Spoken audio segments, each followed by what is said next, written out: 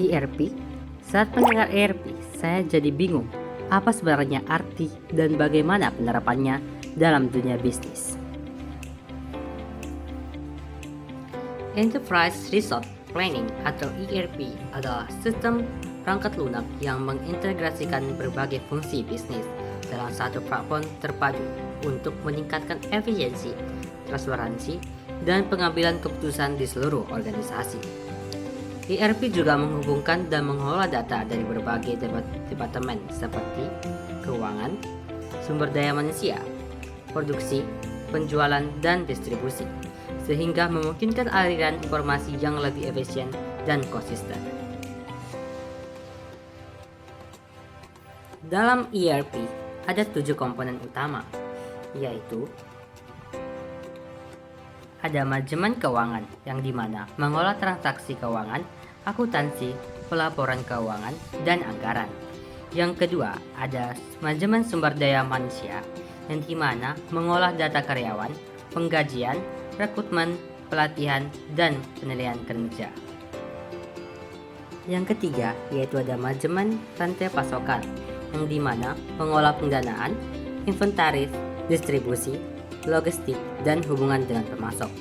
Yang keempat ada manajemen produksi yang dimana mereka mengelola proses produksi, perencanaan kapasitas, dan pengendalian kualitas.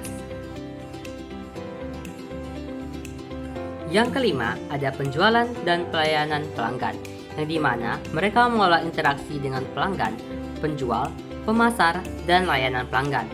Yang keenam ada manajemen proyek yang dimana mereka mengelola proyek, sumber daya, anggaran, dan jadwal. Dan yang terakhir ada manajemen aset, yang dimana di sini mengelola aset tetap, memelihara, dan siklus hidup aset. Nah, sekarang kita akan belajar apa sih manfaat dari ERP itu. Nah, yang pertama itu integrasi data. Data dari berbagai departemen yang terintegrasi dalam suatu sistem yang dapat mengurangi duplikasi dan meningkatkan konsistensi.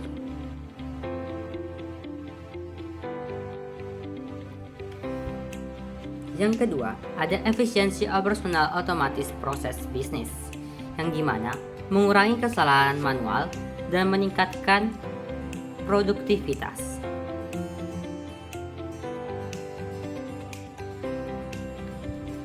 Yang ketiga ada pengambilan keputusan yang lebih baik, yang dimana memberikan akses real time ke data yang akurat untuk mendukung pengambilan keputusan yang lebih baik.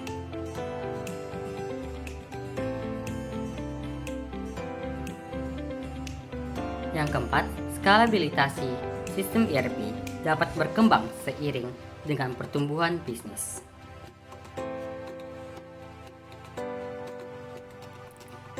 Yang kelima, kepatuhan regulasi membantu organisasi memenuhi peraturan dan standar industri.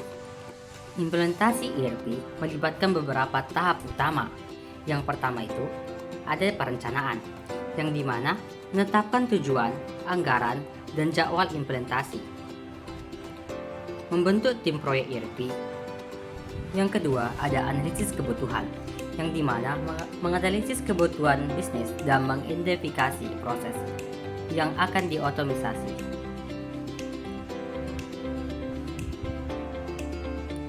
Yang ketiga ada desain sistem, yang dimana merancang konfigurasi sistem ERP yang sesuai dengan kebutuhan bisnis. Yang keempat ada pengembangan dan pengujian, yang dimana mengembangkan dan mengonfigurasikan dan menguji sistem ERP untuk memastikan fungsionalitas dan kinerja yang optimal. Yang kelima ada pelatihan dan peluncuran, yang dimana melatih pengguna akhir dan memigrasikan data ke sistem dan meluncurkan sistem dan memantau kinerja awal. Yang keenam ada pengembangan dan pengujian, yang dimana mengembangkan, mengonfigurasi, dan menguji sistem ERP untuk memastikan fungsionalitas dan kinerja yang optimal. Implementasi perusahaan di Indonesia yang menggunakan sistem ERP. Kami mengambil contoh di PT Pertamina, yang dimana ERP yang digunakan yaitu SAP. PT Pertamina adalah perusahaan minyak dan gas terbesar di Indonesia. menggunakan SAP ERP untuk mengintegrasikan operasi bisnisnya di berbagai divisi, termasuk manajemen keuangan, rantai pasokan, dan sumber daya manusia.